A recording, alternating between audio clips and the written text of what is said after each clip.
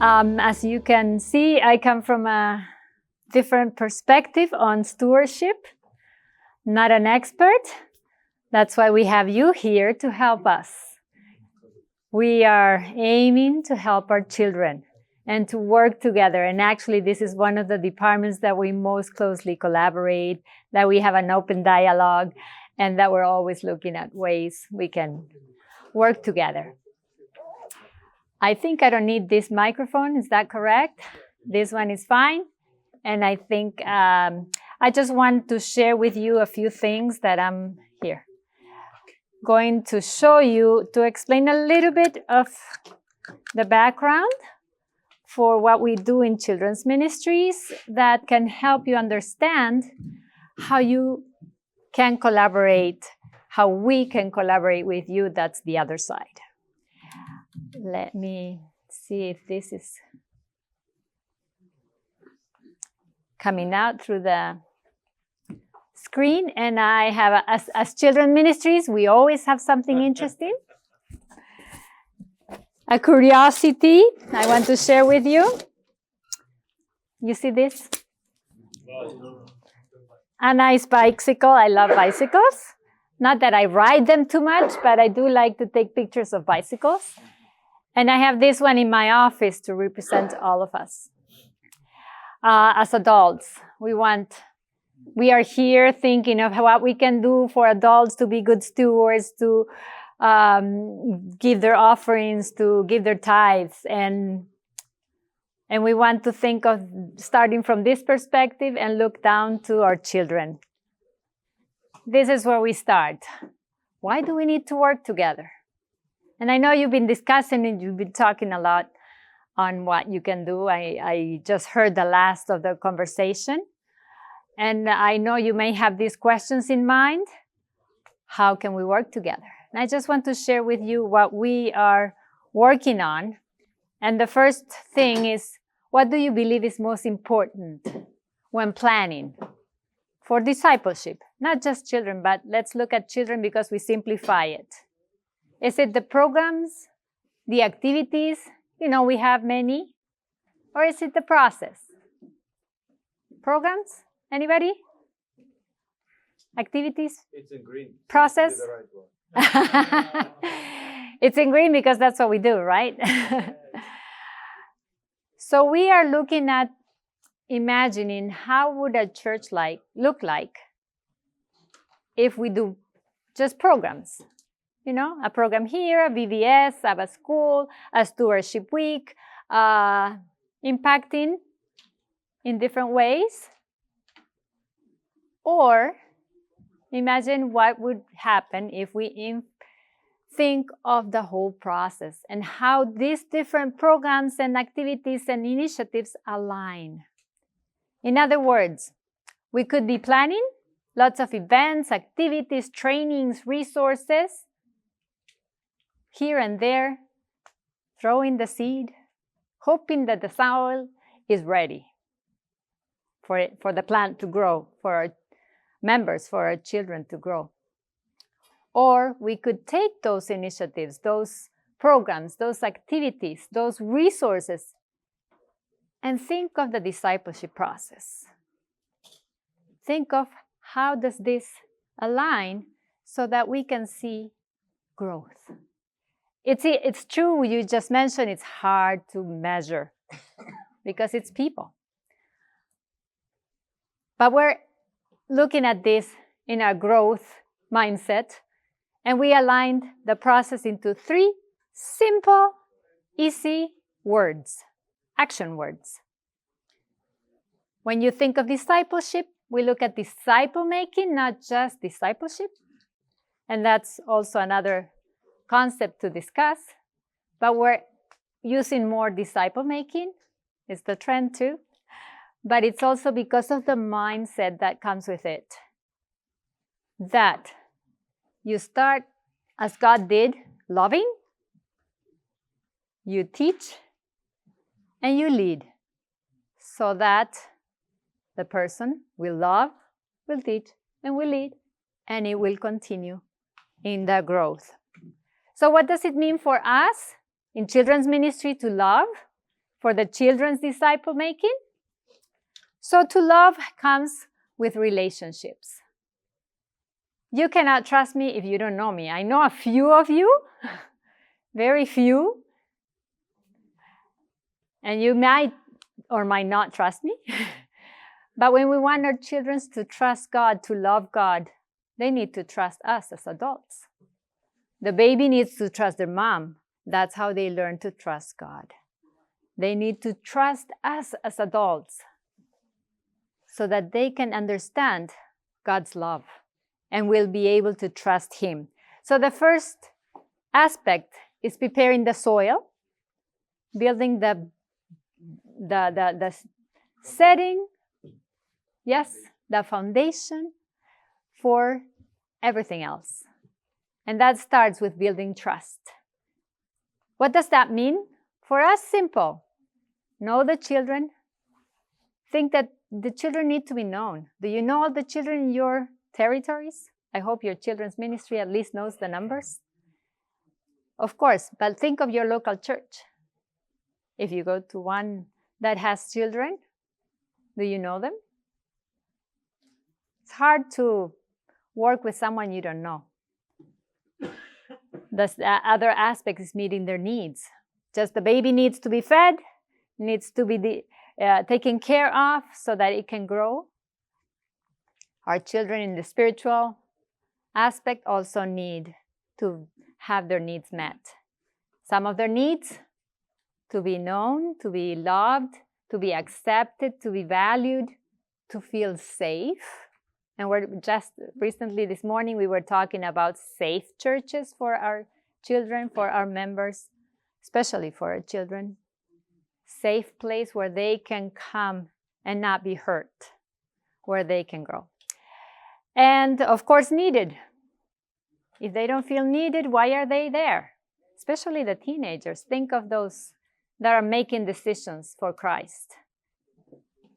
So this is one aspect that we focus a lot of our work, a lot of the resources, and that we're trying to convey in different ways so that we can make this our foundation for everything we do.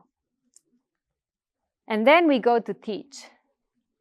We go to the teaching part that is not standing up here and telling them what to do, but is showing them, helping them discover God's love, helping them learn about the Bible in ways, but mostly what it says in Deuteronomy, impress them on your children. You know this very well. And this is the aspect that you're hearing about, grounded in the Bible. We want our children to be grounded in the Bible, to know their Bible, not just to know it, but also to develop relationship with God, with Jesus, to choose Him as their friend.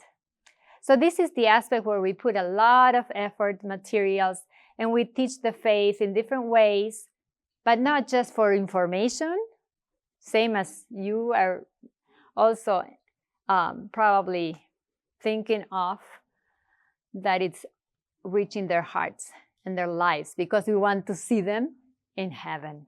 We want to bring them to heaven. So we give this, if we compare it with the gardening process that I mentioned before, planting seeds, planting truth, helping them understand the truth from God, helping them learn how to pray, learn how to ask God for guidance, how to understand the Bible in different ways according to their age, and inviting them to observe, to explore, to discover the truth, not just one ear and out the other one, but for themselves to learn how to think deeply. All the levels of thinking, not just knowledge, but also application and analysis and all the levels of thinking.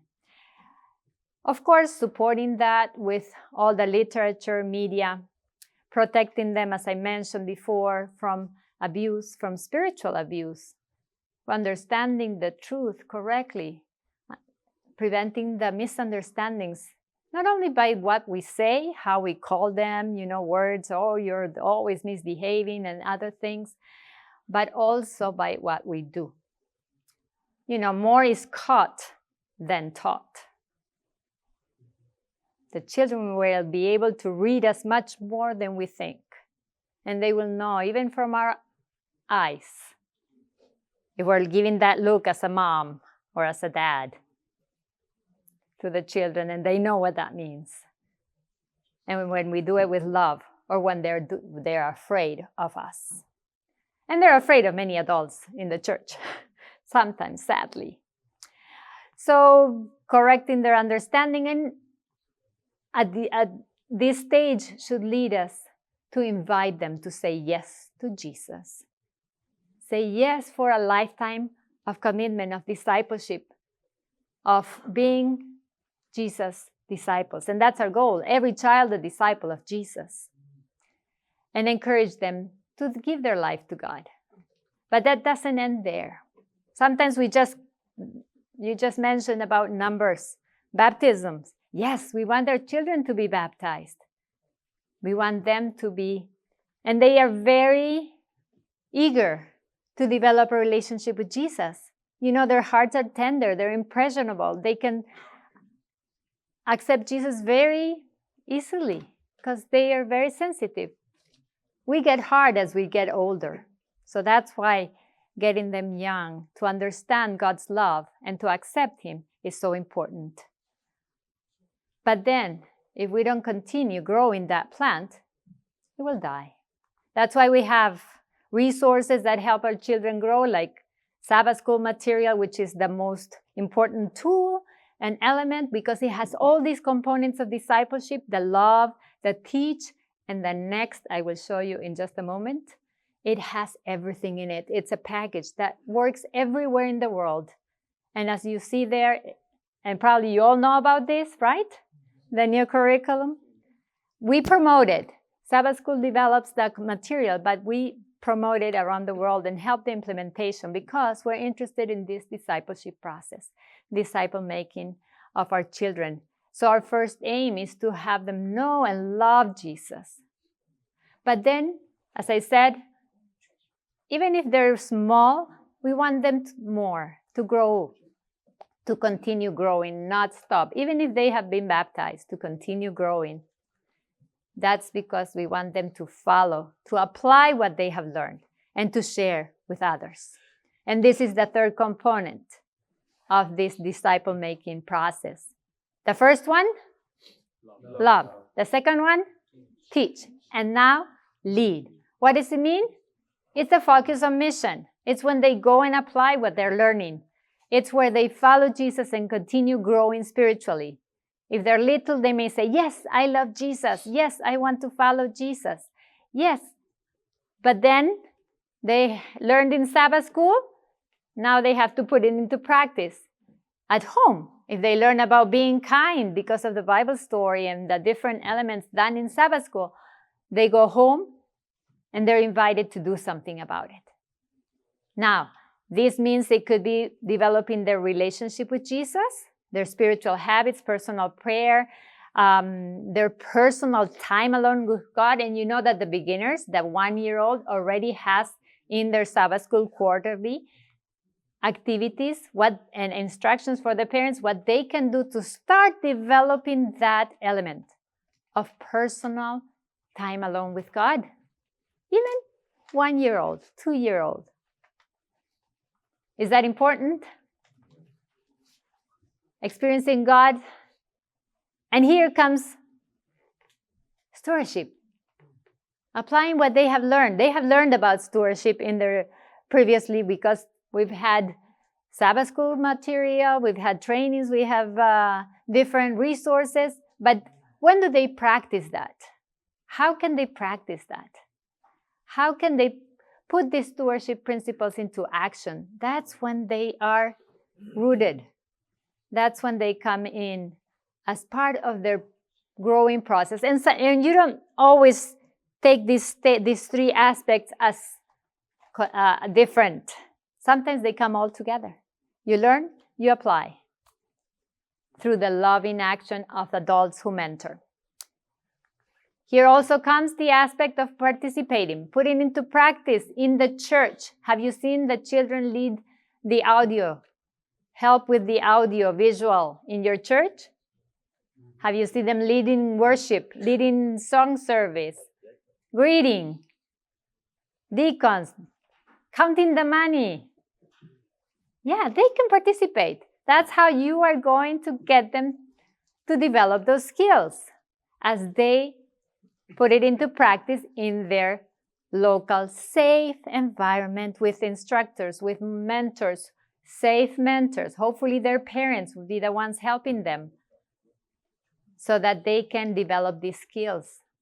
And you'll have deacons, you'll have greeters, you'll have all those that are needed in the church service every Sabbath when you train them young. Sometimes we wait for them, oh no, you're too young, you cannot do this. You have to be older. They're willing. Why? Because they feel needed. They feel valued. They feel they have a part to play. They belong. Then it will be easier for them to stay. Intergenerational worship, participation together. And we also want in this aspect to help train them share Jesus with others. Have you seen this cycle? The global TMI, total member involvement. But the children are not members yet. They're not in the ACMS. So we don't even know. Can they do that? Can they be disciple makers? Yes, there are many, many stories of children sharing Jesus, leading small groups, leading people to accept Jesus and to be baptized, sharing literature, many ways. We also put them in 3 words. They can love others, bring food to the needy, help in the community. They can also teach, share books, share literature, share with their friends at school, be kind at home, but also share, be kind at school. And we can also help them train others. You know, older ones help and even teach in Sabbath school for little ones. They can do these 3 simple steps. You be involved and share Jesus as a personal ministry. Maybe they make cards for the hospital. Maybe they are good at leading small groups. Many children who have been calling the neighbors and teaching them the stories they learn in Sabbath school or at home. They can do, and they can be part of church evangelistic meetings. Then they will feel involved. They will be trained. And the same goes when we do stewardship. We want integration, right? We want to integrate the children, the youth, the women, the adults together because we can go faster, go farther. Now, this happens at home, and we value family ministries because that's where it starts, in the family. But of course, if we have Adventist schools, there's more opportunities for involvement, for growth, for development. And then in the church, once a week, but something you probably remember very well, your teachers, the members, those who helped you and did well, and those who probably you don't have such good memories of. Hopefully you have good memories from your childhood, and that helps you be here today too. So what can be done together?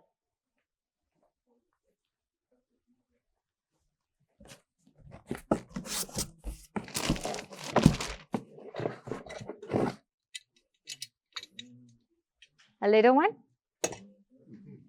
Let's go together with our children at their pace. Sometimes we run ahead of them. And where are the children? Behind. Yeah. I give the money. I give my tithe. And the children? Have you noticed that now the children don't put offering? Because adults don't put offering in many places because it's online, because it's done other ways. How will they learn?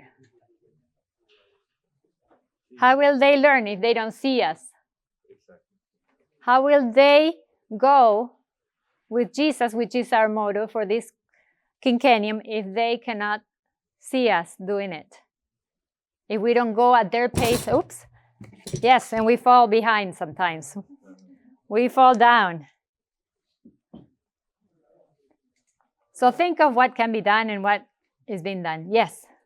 But if in your country you have bank cards for kids, for example, in my country we have, they sit, even if you're online, in this moment, they open own Credit card? Yes, but anyway, before I send some money to this card, and they enjoy Yes. to send. Yes, there's many ways. It's not just giving the physical, which is helpful for the little ones, but for others, that's okay. Whichever way they can be involved and they can be guided. They won't make it perfect. Remember, we want progress, not perfection at this time. God is perfect, right? He makes us perfect. We will never be perfect. And our children will never be perfect. They are growing. Let them make mistakes, help them learn, help them grow. I just put together a few little things that may help. Plan together. You know, how are you going to give your offerings? If you're the leaders at the division, how are you going to work to encourage stewardship in the children? Work with your children ministry director. They have learned about this process also in our advisory. They are aware stewardship comes in, and that's important, and it's one of our pillars. We have it in our website.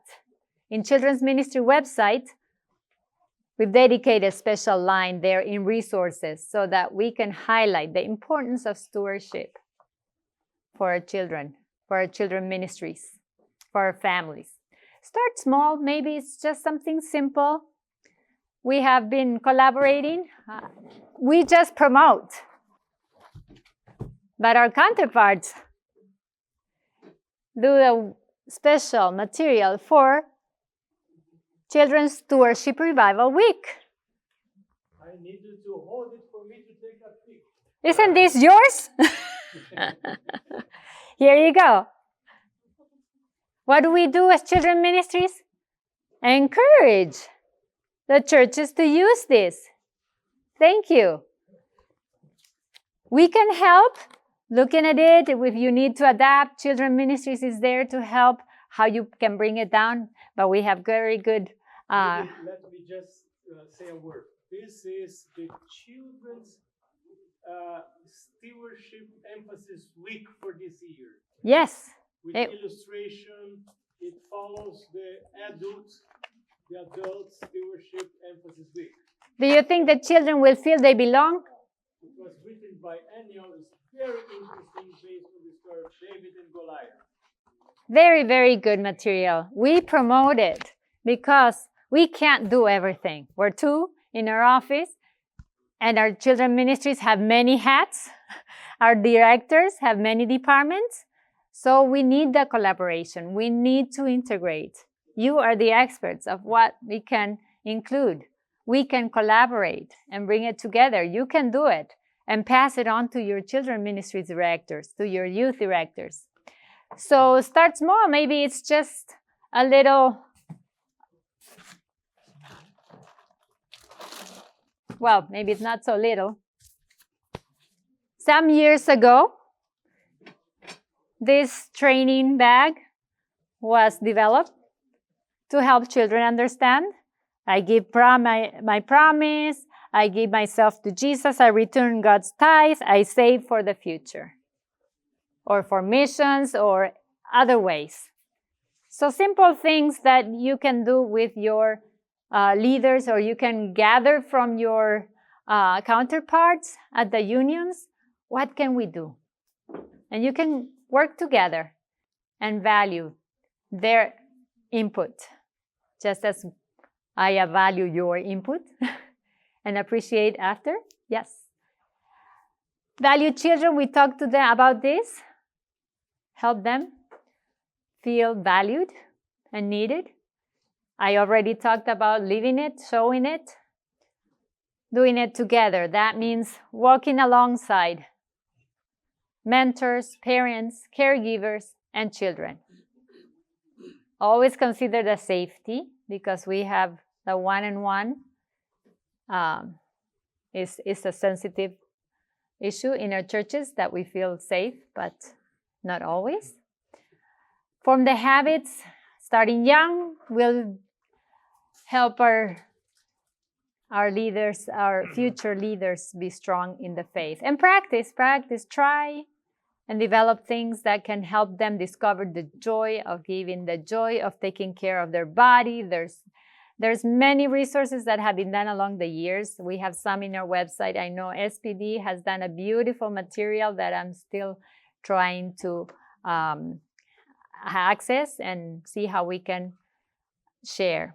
Imagine our churches where every child is a disciple of Jesus, grows as a disciple of Jesus from young age, grows as a faithful steward from young age, and becomes a disciple maker, helping others be disciples, be faithful stewards their whole lifetime.